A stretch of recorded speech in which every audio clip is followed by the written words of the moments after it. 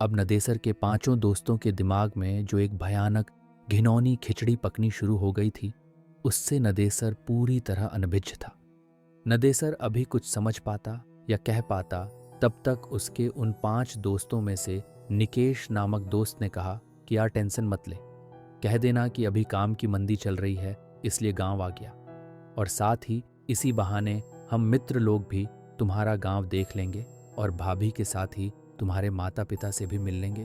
तो अचानक उनके तेवर थोड़े से बदले नजर आए। निकेश और नदेसर के अन्य 4 दोस्त चंदा और नदेसर के पास पूरी सख्ती से खड़े हो गए थे। चंदा और नदेसर कुछ समझ पाते इससे पहले ही निकेश ने दांत भींचते हुए तेज आवाज में नदेसर से कहा कि साले, मैं अपनी बहन की शादी तुमसे करना चाहता था, पर तुम बिना बताए गांव आकर अपनी कर ली। उसकी बात सुनकर नदेसर ने भोलेपन से कहा कि निकेश भाई, आपने तो कभी हमसे अपनी बहन की शादी के बारे में बात भी नहीं की थी, और जब मैं घर आया था तो यहाँ माँ बाबू ने शादी कर दिया था। भला मैं उन्हें मना कैसे कर सकता था। पर नदेसर की इन भोली बातों का उन 5 दैत्यों पर कोई असर नहीं हुआ। उनमें से 2 ने नदेसर को कसकर पकड़ लिए थे और 3 चंदा का चीरहरण करने लगे थे। अभी नदेसर या चंदा चिल्लाकर आवाज लगा पाते इससे पहले ही उन दोनों के मुंह में कपड़े भूंस दिए गए। फिर निवस्त्र चंदा और घनेसर को उठाकर वे लोग कुछ और घने जंगल में ले गए। घने जंगल में ले जाकर उन लोगों ने नदेसर की हत्या कर दी और चंदा की इज्जत से खेल बैठे। लगभग वे 5 नरपिशाच घंटों तक चंदा को दागदार करते रहे। वह चिल्लाती रही, भीख मांगती रही, पर उन भेड़ियों पर कोई असर नहीं हुआ।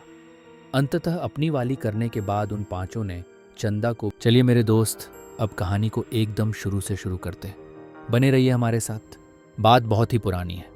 पर्वत की तलहटी में रमेसरपुर नाम का एक बहुत ही रमणीय गांव था।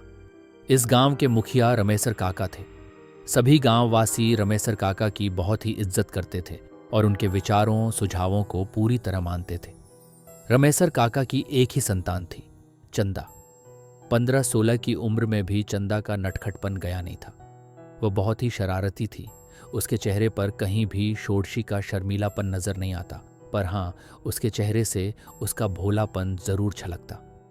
उस समय हर माँ बाप की बस एक ही ख्वाहिश होती थी कि उनकी लड़की को अच्छा घरवर मिल जाए और वह अपने ससुराल में खुश रहे। रमेसर काका भी चंदा के लिए आसपास के गांवों वरदेखुआ बनकर जाना शुरू कर दिए थे। एक बार पास के एक गांव के उनके मुखिया मित्र ने कहा कि उनकी नज़र में एक लड़का है, अगर आप तैयार हों तो मैं बात चलाऊं। रमेसर काका के हाँ करते ही उनके मुखिया मित्र की अगुवाई में चंदा का विवाह तय हो गया। चंदा का पति नदेसर उस समय कोलकाता में कुछ काम करता था। नदेसर देखने में बहुत ही सीधा साधा और सुंदर युवक था। वह रमेसर काका को पूरी तरह से भा गया था। खैर, शादी हुई और रमेसर काका ने नम आंखों से चंदा को विदा किया। कुछ ही दिनों में चंदा अपने ससुराल में भी सबकी प्रिय हो चुकी थी। 1-2 महीना चंदा के साथ बिताने के बाद नदेसर भारी मन से कोलकाता की राह पर निकल पड़ा। चंदा ने नदेसर को समझाया कि कमाना भी जरूरी है और 5-6 महीने की ही तो बात है। दिवाली में आपको फिर से घर आना ही है। तब तक मैं नजरें बिछाए आपका इंतजार प्रसन्न मन से कर लूंगी। कोलकाता पहुंचने पर नदेसर ने फिर से अपना काम धंधा शुरू किया, पर काम में उसका मन ही नहीं लगता था। बार बार चंदा का शरारती चेहरा उसकी आंखों के आगे घूम जाता। वह जितना भी काम में मन लगाने की कोशिश करता, उतना ही चंदा की याद आती। नदेसर की यह बेकरारी दिन ब दिन बढ़ती ही जा रही थी। उसने अपने दिल की बात अपने साथ काम करने वाले अपने 5 मित्रों को बताई। ये 5 उसके अच्छे मित्र थे। नदेसर दिन रात अपने इन 5 दोस्तों से चंदा की खूबसूरती और उसके शरारतीपन का बखान करता रहता। 5 मित्र चंदा के बारे में सुन सुनकर उसकी खूबसूरती की एक छवि अपने अपने मन में बना लिए थे और अब बार बार नदेसर से कहते कि भाभी से कब मिलवा रहे हो। नदेसर कहता कि मैं तो खुद ही उससे मिलने के लिए बेकरार हूं, पर समझ नहीं पा रहा हूं कि कैसे मिलूं। खैर, अब नदेसर के 5 दोस्तों के दिमाग में जो एक भयानक घिनौनी खिचड़ी पकनी शुरू हो गई थी, उससे नदेसर पूरी तरह अनभिज्ञ था। उसके 5 दोस्तों ने एक दिन नदेसर से कहा कि यार, भाभी को यहीं ले आओ, कुछ दिन रहेगी, कोलकाता भी घूम लेगी तो उसको बहुत अच्छा लगेगा, और फिर 1-2 हफ्ते में उसे वापस छोड़ आना। पर नदेसर अपने बूढ़े माँ बाप को याद कर कहता कि नहीं यारों, मैं ऐसा नहीं कर सकता।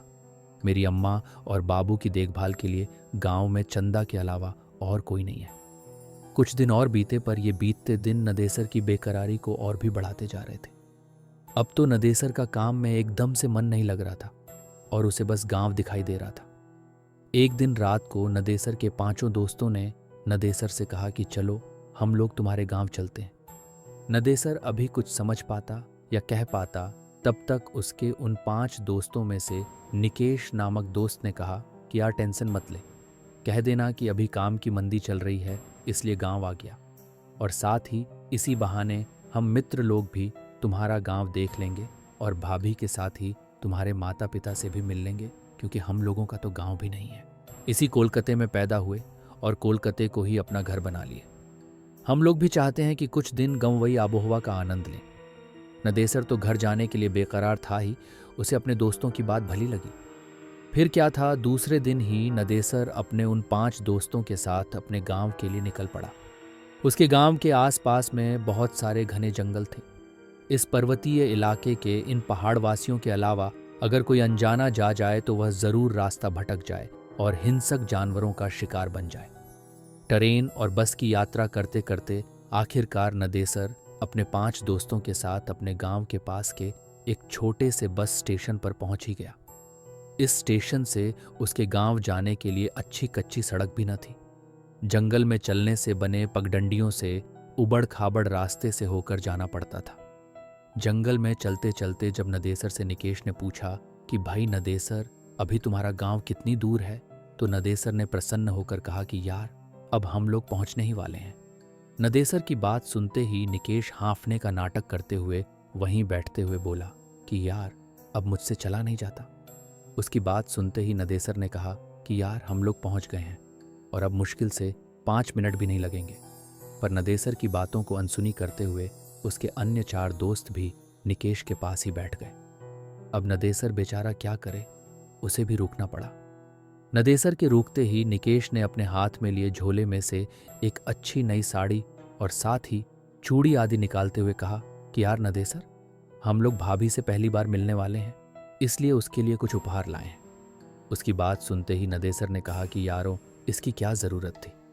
पर निकेश ने हंसकर कहा कि ज़रूरत थी भाई, हमारी भी तो भाभी है, हम पहली बार उससे मिल रहे हैं तो बिना कुछ दिए कैसे रह सकते हैं। इसके बाद निकेश ने कुटिल मुस्कान चेहरे पर लाते हुए नदेसर से कहा कि यार नदेसर, क्यों ना भाभी को सरप्राइज दिया जाए। एक काम करो, तुम घर जाओ और बिना किसी को बताए भाभी को घुमाने के बहाने यहाँ लाओ। हम लोग यहाँ भाभी को ये सब उपहार दे देंगे और उसके बाद फिर से तुम दोनों के साथ तुम्हारे घर चल चलेंगे। भोला नदेसर हाँ में हाँ मिलाते हुए तेज कदमों से घर की ओर गया और लगभग 30-40 मिनट के बाद चंदा को लेकर दोस्तों के पास वापस आ गया। फिर क्या था, चंदा से वे 5 दोस्त एकदम से अपनी भाभी की तरह मिले। चंदा को भी बहुत अच्छा लगा। इसके बाद जब चंदा ने उन्हें घर चलने के लिए कहा तो अचानक उनके तेवर थोड़े से बदले नजर आए।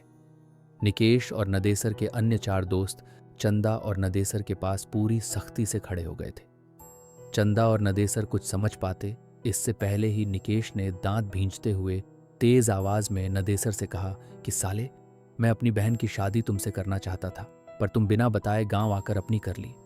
उसकी बात सुनकर नदेसर ने भोलेपन से कहा कि निकेश भाई, आपने तो कभी हमसे अपनी बहन की शादी के बारे में बात भी नहीं की थी, और जब मैं घर आया था तो यहाँ माँ बाबू ने शादी कर दिया था। भला मैं उन्हें मना कैसे कर सकता था। पर नदेसर की इन भोली बातों का उन 5 दैत्यों पर कोई असर नहीं हुआ। उनमें से 2 ने नदेसर को कसकर पकड़ लिए थे और 3 चंदा का चीरहरण करने लगे थे। अभी नदेसर या चंदा चिल्लाकर आवाज लगा पाते इससे पहले ही उन दोनों के मुंह में कपड़े भूंस दिए गए। फिर निवस्त्र चंदा और घनेसर को उठाकर वे लोग कुछ और घने जंगल में ले गए। घने जंगल में ले जाकर उन लोगों ने नदेसर की हत्या कर दी और चंदा की इज्जत से खेल बैठे। लगभग वे 5 नरपिशाच घंटों तक चंदा को दागदार करते रहे। वह चिल्लाती रही, भीख मांगती रही, पर उन भेड़ियों पर कोई असर नहीं हुआ। अंततः अपनी वाली करने के बाद उन 5 ने चंदा को भी मौत के घाट उतारकर वहीं जंगल में सूखी पत्तियों में उन्हें ढंक कर आग लगा दी। आग लगाने के बाद ये पांचों दोस्त जिधर से आए थे उधर को भाग निकले। जंगल जलने लगा और जलने लगे चंदा और नदेसर के जिस्म। सब कुछ स्वाहा हो गया था। इस आग से आसपास के गांव वालों को कुछ भी लेना देना नहीं था, क्योंकि जंगल में आग लगना कोई बहुत बड़ी बात नहीं थी। कभी भी कोई भी अपनी लंठई में जंगल में आग लगा दिया करता था। धीरे धीरे समय बीतने लगा। रात तक जब चंदा और नदेसर घर नहीं आए तो नदेसर के पिताजी ने नदेसर के आने और चंदा को लेकर जाने की बात अपने पड़ोसियों को बताई। उसी रात को नदेसर और उनके कुछ पड़ोसी मशाल लेकर चंदा और नदेसर को खोजने निकल पड़े। काफी खोजबीन के बाद भी इन दोनों का पता नहीं चला। दूसरे दिन सुबह पुलिस में खबर दी गई, पर पुलिस भी क्या करती। थोड़ा बहुत छानबीन की, पर उन दोनों का कोई पता नहीं। अब नदेसर के माँ बाप और गांव वालों को लगने लगा था कि नदेसर अपनी बहुरिया को लेकर बिना बताए कोलकाता चला गया। शायद उसे डर था कि अगर बाबू को बताकर ले जाएंगे तो वे ले जाने नहीं देंगे। आखिर कोलकाता में नदेसर कहाँ रहता है, क्या करता है, इन सब बातों के बारे में भी नदेसर के माता पिता और गांव वालों को बहुत कम ही पता था। धीरे धीरे करके 8-9 महीने बीत गए। अब नदेसर के माता पिता बिना नदेसर और चंदा के जीना सीख गए थे। इधर कोलकाता में एक दिन अचानक निकेश के घर पर कोहराम मच गया। हुआ यह था कि किसी ने बहुत ही बेरहमी से उसके गुप्तांग को दांतों से काट खाया था। उसके शरीर पर जगह जगह भयानक दांतों के निशान भी पड़े थे और वह इस दुनिया को विदा कर गया था। पुलिस के पूछताछ में उसके घर वालों ने बताया कि पिछले 1 महीने से निकेश का किसी लड़की के साथ चक्कर था। वे दोनों बराबर एक दूसरे से मिलते थे, पर लड़की कौन थी, कैसी थी, किसी ने देखा नहीं था। पर इसी दौरान पुलिस को निकेश की बहन से एक अजीब व डरावनी बात पता चली। निकेश की बहन ने बताया कि एक दिन जब निकेश घर से निकला तो वह भी पीछे पीछे होली थी। निकेश बस्ती से निकलकर एक सुनसान रास्ते में बनी एक पुलिया पर बैठ गया था।